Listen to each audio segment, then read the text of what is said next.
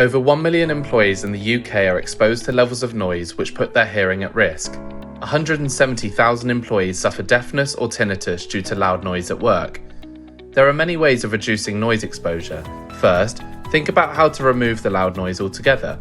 If that's not possible, do all you can to control the noise at source, identifying which individuals are at risk and providing effective PPE to them and reorganising working patterns. Take action to protect your employees. For more information on how to protect your employees, visit www.spacebands.com.